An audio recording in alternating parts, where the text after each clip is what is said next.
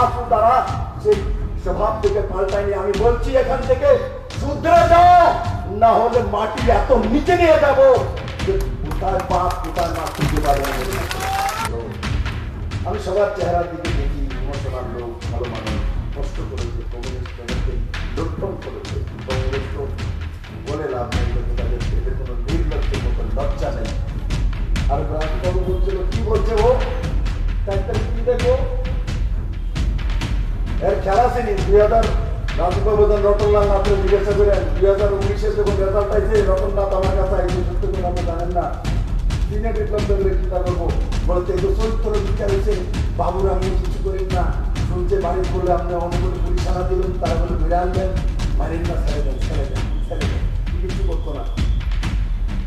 बाबू हम लोग सरकार चलाना मालूम है किसको कहाँ तक देना पड़ता है, कहाँ रखना पड़ता है।